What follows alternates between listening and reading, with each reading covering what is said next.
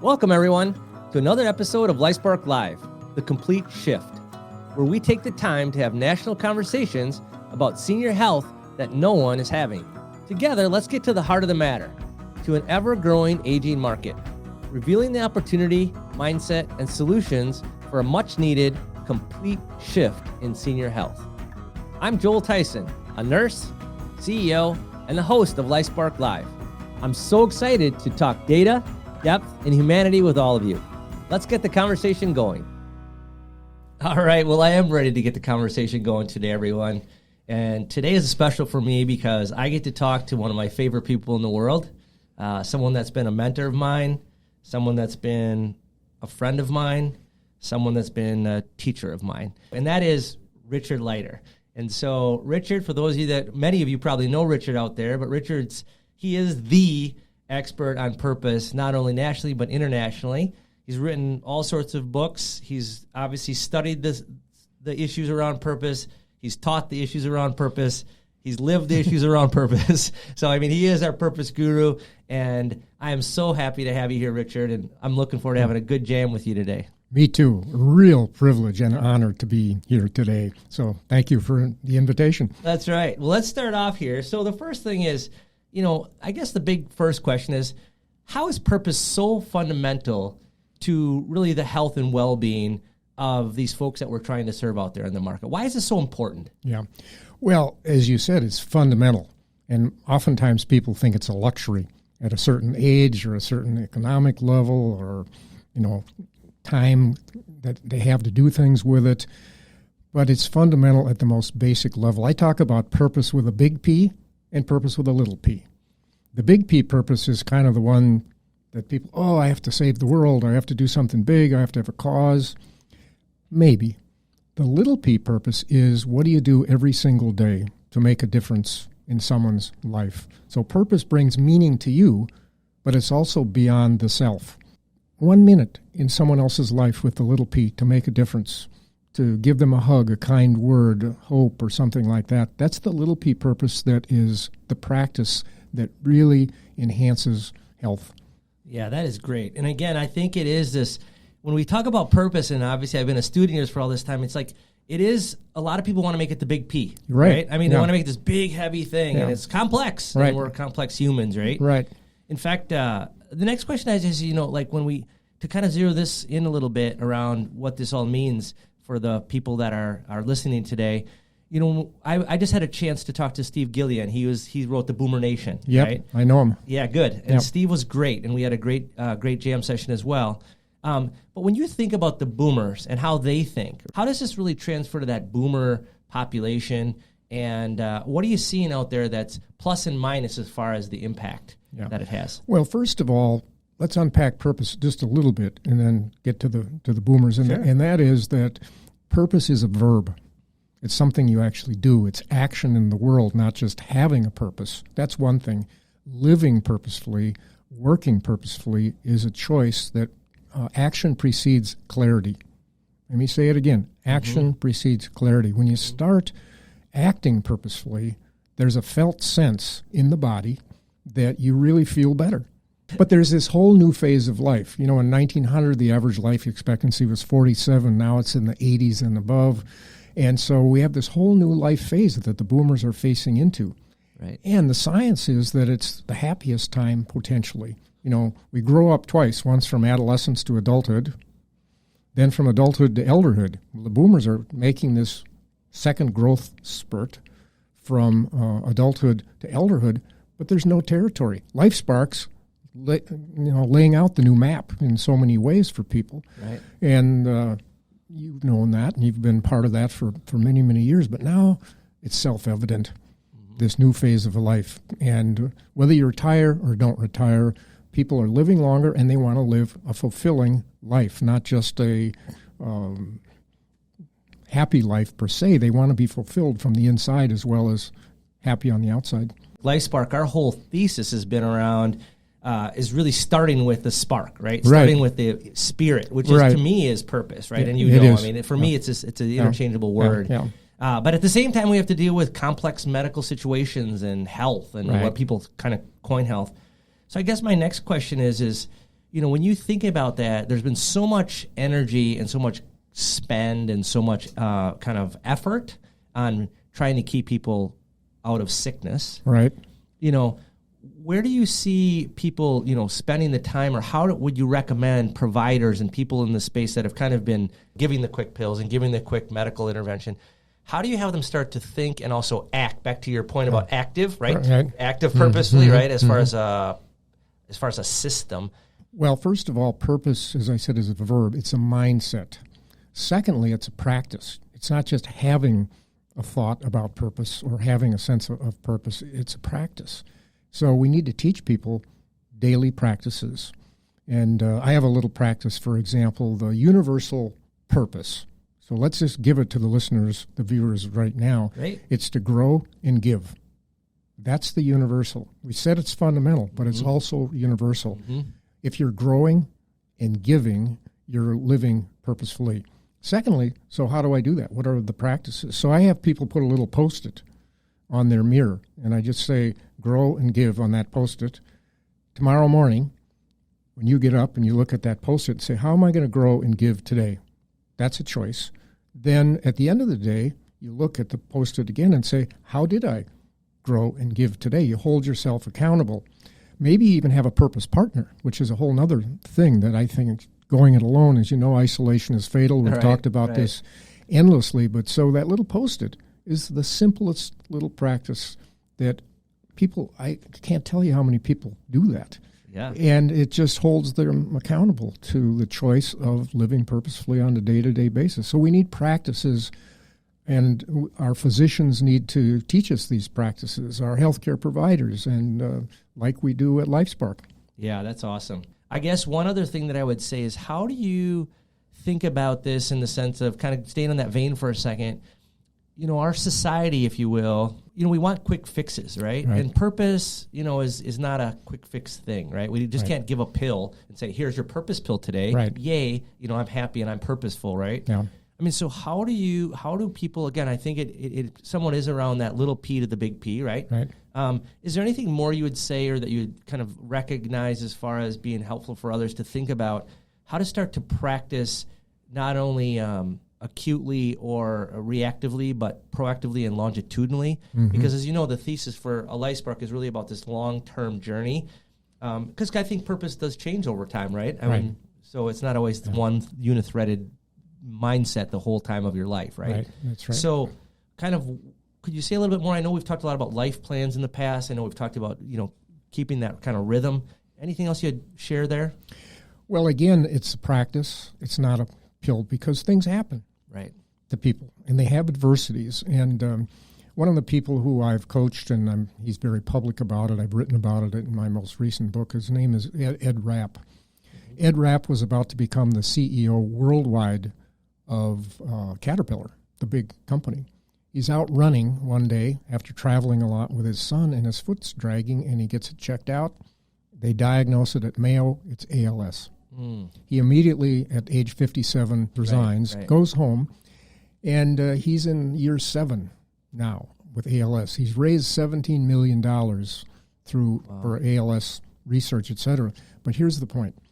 Every day at 8 o'clock in the morning, he coaches somebody online who is just diagnosed with ALS. Wow. And he says to me, Joel, I feel so alive. I feel so privileged. The good life is that I get, and he just loses all track of time in flow when he's coaching someone he's never met and will never even see in person.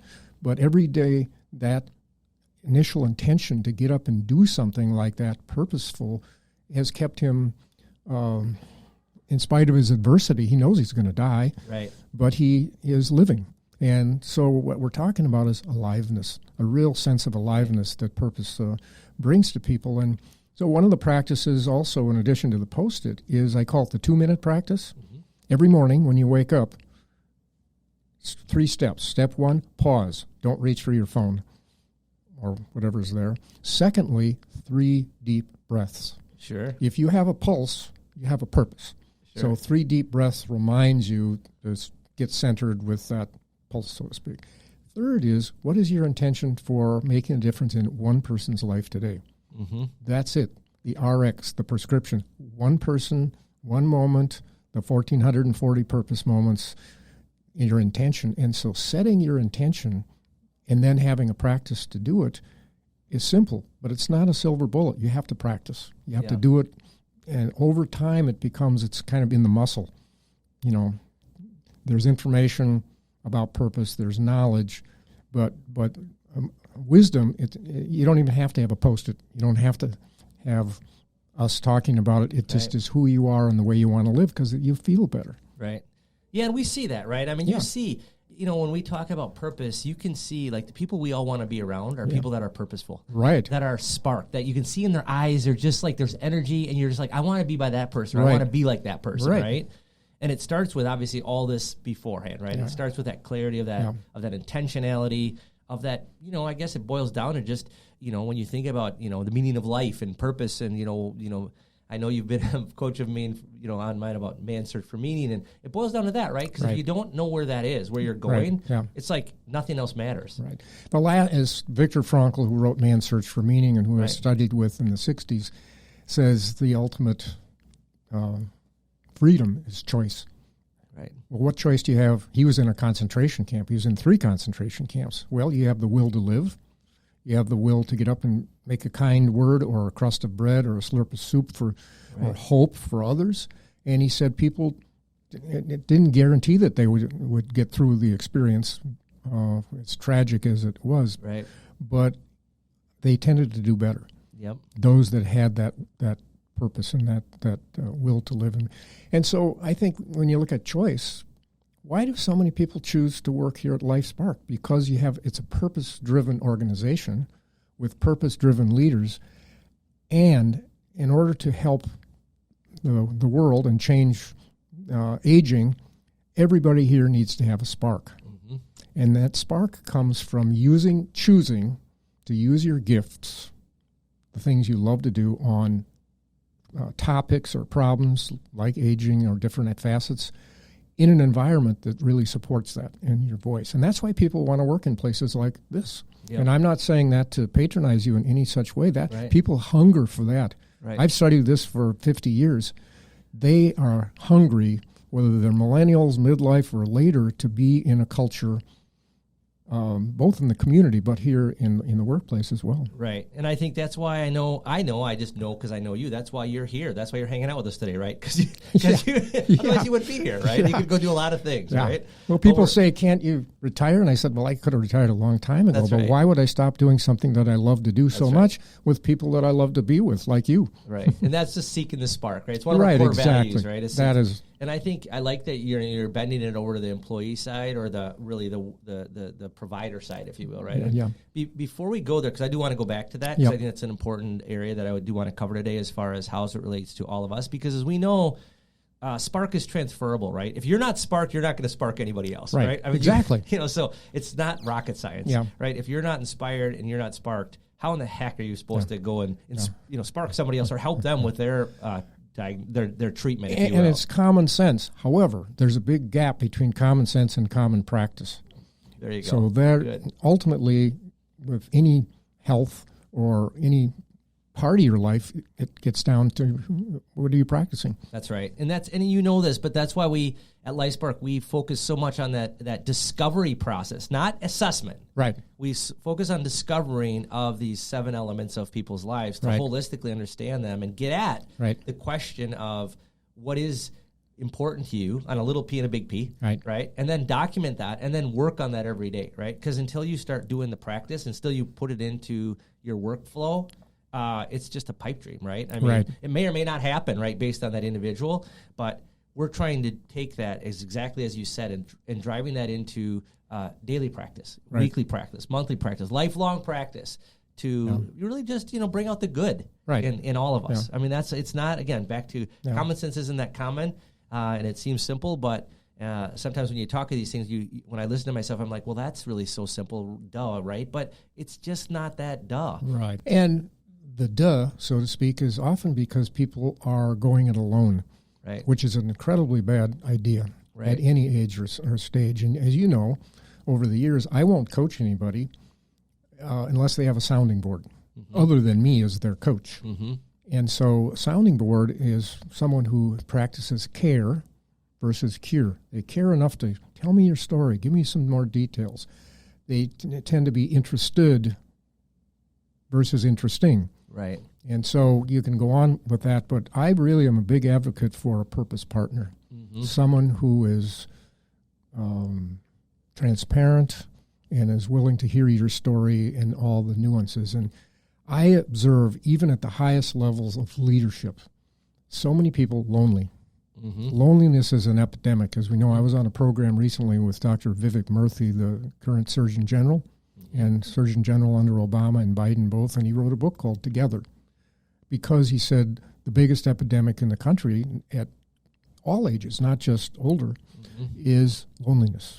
You find that, right? Oh, yeah. And the depth is, you can be surrounded by a whole bunch of people, and you can have a whole bunch of likes on social, and you could have a whole big false narrative around your network or your friend group. Right. But there's no depth, there's no trust, Right. and there's no reality of what we're talking about here, Right. which is that common, true north, right, of bringing out someone's good for them, not to them, and not for you. Right. I think there's a difference, right? Yeah. Like you're talking about. Yeah. And you could be in a crowd and not have a committed listeners, and it's going to have a health effect for you for sure. For sure. And I think that's where, when we talk about what we believe in, right, and I think it's what we collectively believe in here, which is going it alone. What we talk about is having a trusted advisor. Right. If you don't have somebody that you trust, to your point, that is curious, that is willing to listen and hear you, then all they're doing is trying to load their righteousness on top of you, right? In a sense, or even though they might have good intention, is also kind of self-serving instead of doing what you said. So I think that trust in a relationship, not going it alone, is really important. Some of these simple practices, really important. I guess the last thing I would ask you about this, and then I do want to go back to that employee kind of that side a little bit and how it affects workforce. We see a lot of people, Richard, and you do too, that are lonely, like you're talking about, that are either lonely and they don't have anybody around them, or they're lonely and they don't have anybody that's really meaningful around them. Right. They might have had a bunch of health concerns and lost of some of their hope. When people are in that dark place where they feel, if you will, I mean, that's maybe not the right word, but purposeless or hopeless or lonely, what do you see and what do you do in those types of situations? What can other people do when they see a loved one or a family member or a client? Where do you start? Well, the starting point, Carl Jung said that the greatest damage you can do to kids and others is your own unlived life. So the starting point is to live purposefully and work purposefully yourself as not just to be an exemplar, but to be who you authentically are. And that speaks, that's why having sparked employees or a sparked life at home starts with you and your own sense of spark, so to speak. Other than that, it's if someone's depressed or someone's get them out to do something for somebody else. Yeah, that's awesome. And that's not easy. It's not just getting them, to do puzzles or do something active or go. It's actually give to somebody, and you'll have the felt sense of what it really feels like to live purposefully. Yeah, that is awesome. I remember a story which a client that I was able to serve and be with, her name was Joyce, and she had a tough life, and she was in that bad place, if you will. Yeah. Her family was estranged, and she really didn't have anyone. And I was able to, it took me a year to connect to her and build some trust. But when I finally did, I learned what was important to her, and she really cared about the theater. And so I thought, boy, what a great opportunity for me to, get her to this one last event, if you will, right? And so she was on hospice and, had lots of conditions. Anyway, she agreed to go with me, and we went, and I saw an entirely different woman, right, at that event. I mean, she was sparked. She was engaged. She was alive. I never saw her more alive. Like in a year and a half of work, I never saw her more alive than that moment. But where I'm going with this, at the end of that, this is the best part. This is the part that matters, right? Mm-hmm. We got done, and I got her back to her apartment, and again, she hadn't been even out of that apartment for probably 9 months. And I got her back, and I thought, oh my gosh, I was kind of like patting myself on the back about how great, I did this great event and everything.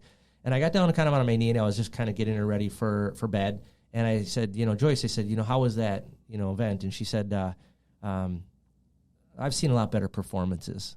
I'm like, here I am thinking I just nailed it, right? Yeah. And she could just see my whole body probably droop, right? Yeah. But then she looked me right in the eye with every possible intention. It's galvanized. That's why I thought of it today, right? And she said, Joel, she goes, but I've never had a better night, right? And so that sparked me so deeply, Richard, that drives me every day here at Lifespark, because that was exactly what you said. She was giving back. She didn't need to do that. Right.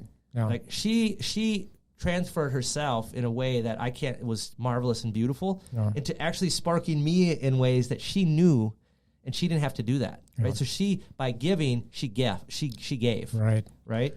And that was a beautiful thing. And again, there's many examples of that, right? But I just wanted to share one with you that I thought was really deep. And I'm in favor of both of these things: a bucket list and a purpose list, so to speak. Sure. Or a purpose mindset. A bucket list is a great thing to help people do things that they never thought they could do, and to bring out the spark of aliveness that comes with maybe even breakthroughs of things that they never thought they'd be able to experience before. Right. But the other side of it is what we talked about with fulfillment. So that's happiness. Right. And that's a good thing. Right. Fulfillment comes from what she said to you and what she can give. So grow and give. That's it. And That's right. And growing doesn't mean you go to school or read a book. It can be just being curious. Mm-hmm. And one of the big, deep things is curiosity. And bringing out the curiosity in people. When you lose your curiosity about yourself and the world around you, you start to die from the inside out. Mm-hmm. I was on a program with Richard Saul Warman, who founded TED.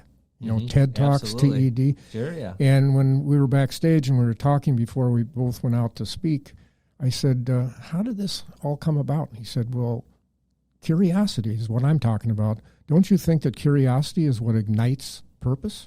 And I said, absolutely, you could use that word, but if I'm curious about you, that's purpose in action. And it doesn't mean I have to fix you or anything else, but it means that I'm listening and I'm from the inside out. So that's right. And you know, like, I mean, just speaking of TED Talks, I mean, one of the biggest TED Talks that's out there is Simon Sinek's Why, right? Mm-hmm. Curiosity is why. Yeah. Curiosity is why, right? Yeah. So, purpose is why. I know. That's why I'm just bringing it up, because I think we're big believers in that. Yeah. Exactly. And I think I really like, just to go back for a second, then we'll go forward, but I really like what you said about bucket list and purpose list, right? Because a bucket list are things. Like, I want to go see the Grand Canyon. I want to go here. And you kind of have these kind of narratives in your mind. That's a good thing. Right. They have the things you want to accomplish, right? Mm-hmm. And then, to me, the purpose list, your point is exactly that. It's the why you want to do that. Right.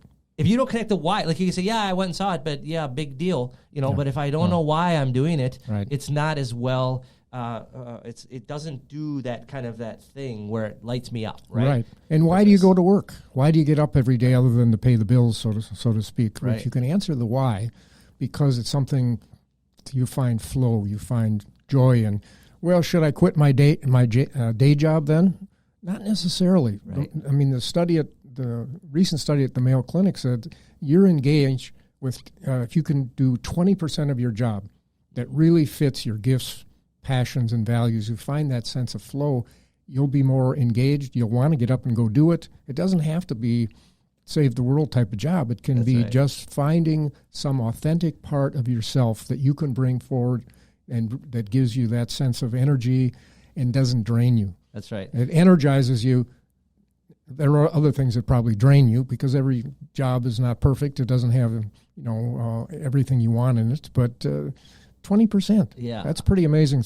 I think that's a great segue though, because so I would even twist that a little bit with you here, because you'll like this, right? Because you're talking about a job, and it's only 20%, and some jobs are tougher than others, and all that, right? Mm-hmm. But I always tell people at Lifespark, I said when I'm interviewing them, I say I'm not looking for somebody that's looking for a job, right? I'm looking for somebody that's looking for their purpose. Right. Okay. So, and I mean that, right? I mean, I'm looking, if you're not looking for your purpose, right, then don't come here. Right. Because we don't need people just going through the motions doing the job thing. Yeah. And I think that translates to what we were talking about a while ago, which I want to bring back now, which is the experience of the workforce, right? Again, back to that transfer. And, as we know in our society right now, there's this great resignation, there's burnout all over, there's we're processing people, not serving them, and all this narrative, right? Yeah. So let's talk a little bit about the employee, employer, or just employment, Yeah. right?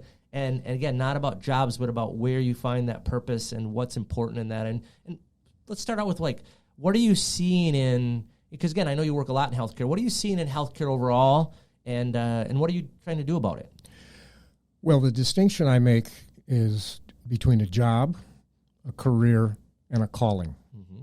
And I can't imagine living without a calling, even if you're retired.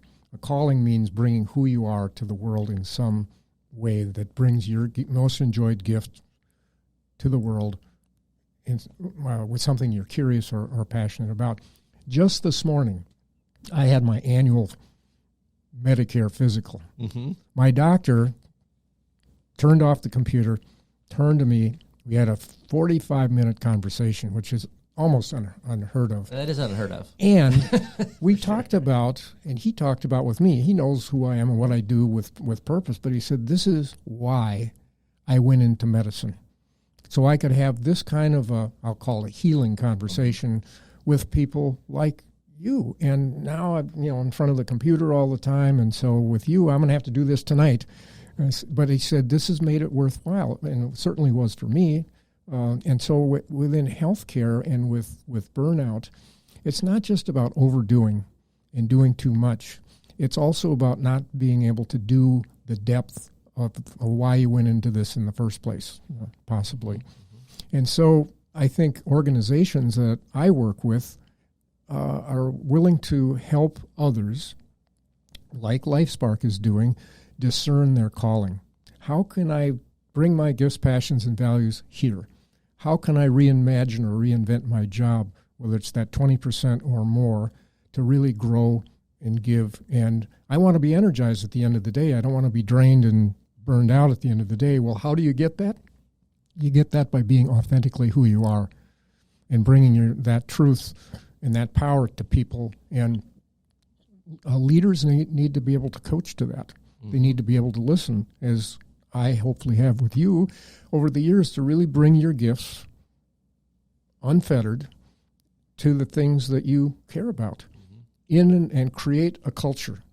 Culture, as you talk about it, is, this is what Lifespark's all about. I agree, Richard. I mean, culture is our strategy at Lifespark for all the reasons that we've talked to today, right? I mean, because otherwise, I mean, for me, why I get up in the morning, I don't care about look, everybody likes money, but it's not about money for me. It's about truly understanding the ability to do good in the world, right? And right. I mean, see these people, not only our clients, but our employees, because as you know, I'm not on the front line anymore. So if I don't see our employees spark, it totally drains me. When I see them sparked, it fills me up, right? And it's my job to make sure that happens. So I think there's purpose in a paycheck. Yeah. I mean, it's not either or, it's both. And I always say there's 3 M's. Mm-hmm. Money, medicine, and meaning. Right. And you can have enough money, whatever enough is. Right. Medicine is health. It's not pharmaceuticals necessarily. But you know people who have got enough of both of those, but don't have meaning. What are they like? They're miserable. and you don't want to be around them necessarily. And so meaning has a real definite effect. Yeah. I think that's a great point. Let's spin to one more topic here. So I love what you said, money, meaning matters. And, there are skeptics out there around this purpose, right? This has been going on. You've been doing this your whole life, fighting this headwind of, does it really matter? And, especially in the healthcare, everybody gets it from a consumer, from a human standpoint, right? And I think there's no doubt. But when you start getting into like Lifespark, when we're doing global risk, we're taking full risk for these health, not just healthcare, but health of people. Right. Right? So, we're here because we believe and we know. I said not just know, and I'd like to hear kind of more about the know, not just the belief, about the science and maybe some of the other parts. Yeah. But this isn't about unicorns and rainbows, about purpose. I mean, this is critical stuff about health. This is the most cornerstone of health is purpose to me, and I think to you. Yep. So talk a little bit about why this matters from a money standpoint, and let's relate it to some of the folks out there that are kind of like going, hey, I'd love to do this in my building, or I'd love to do this with my populations, but I got to make the money, and it's just not feasible. Yeah. Well, it's every new idea goes through 3 stages. First is ridicule. Like, Lifespark? Really? Mm-hmm. Then secondly, it goes through opposition. People say, well, I'd like to do this, but I can't do this. And, what about the money? And third, it becomes self-evident. Purpose is now self-evident. The science is there. In medicine, every leadership program in the country right now, whether it's at a university or in an organization, has purpose-centered leadership training as part of it, as well as schools, purpose-driven schools, et cetera. So it's become, you can't go anywhere without hearing the purpose word, the P words, someplace. Back to healthcare and the skeptics, I did a PBS special shown in 400 cities across the country on the power of purpose. And part of what I did was to go out to neuroscience labs across the country, meeting with people who are doing purpose in the brain, purpose in health and purpose in longevity, et cetera. And it totally blew my mind. I met with the woman who won the Nobel Prize in Medicine. Her name is Elizabeth Blackburn, for what she calls the telomere effect. I had no idea what a telomere effect is. Some listeners, every chromosome has a little lace at the end of it that's a telomere. If that shrinks or decays in certain ways, you don't live as long and you get sick. If it grows and or stays steady, you live longer, healthier. So telomere effect, I said, you won the Nobel Prize for that? She said, purpose. It's not just purpose. Right. It has to be other things involved, like sleep and nutrition and and genetics and everything. But without purpose, without that third M, the telomeres shrink. She won the Nobel Prize for that in medicine. And so, I had one neuroscientist who held up a pill and he said, this helps with sleep apnea, with Alzheimer's. And, he went through all these different factors. And he said, would you buy this pill? I said, well, yeah, of course. Who wouldn't? But who could afford it? And he said, it's free. It's purpose. We now know that, so you could call it mindset, but it's not just positive mindset. Right. It's not just thinking, it's practice. You have to have purposeful practices where you actually feel the changes, the felt sense. So for the skeptics, I said, well, look at the science. The newest one that came out from Dr. Becca Levy at Yale is an exhaustive research. Add 7.5 years to your life if you have a reason to get up in the morning. Sure. So you know that. Yeah. But how do you train or how do you teach or share that with others? It's happening. It's becoming so self-evident now with the boomers and others who are saying, give me more of that. And I know there's not a pill, but I need to add purpose to my regimen. I know a lot of people would love it if it was a pill, right? You know what, that'd be great if it was? Well, but it is. And in a sense, it's a choice. It's a choice. Exactly. And I think, look, there's a lot of stuff here, and I love the fact that we're going from this place. As you know, things come from, in a sense, they go from academia to sort of some of these, kind of non-profits to profit to kind of becoming that self-evident, become practice on a daily basis, right? At the real practical level, like in these services companies that like Lifespark, quite frankly. So, and to make that commitment is big, right? Because you're betting on something, right? That is a little bit more transient in the sense of being able to put your exact corollary to the outcome. Right, as we talked about, right? You can't just say, "Hey, do this," and now purpose, and then therefore you save $400,000. You know what I mean? It's more complicated, but we're on the move, and I think this is totally relevant. And I, as you know, Lifespark myself, can't thank you enough for being our Sage Wise guy for so long, keeping us honest on making sure we never move away from true north, which is purpose and passion, and making sure we have fun with it too along the way. You're on and have been on the leading edge of what I call the purpose movement, which is a worldwide movement. I teach in Asia, in Europe, and other places, even with the State Department and the National Football League. I mean, it's everywhere right now. But the point I want to make about it is that it is not only self-evident, but with the longevity revolution, the numbers are there.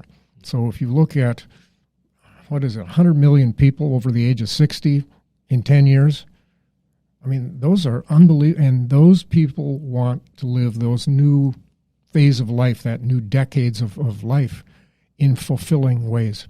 Yep. So they know they need money, they know they need medicine, and now they know they need meaning.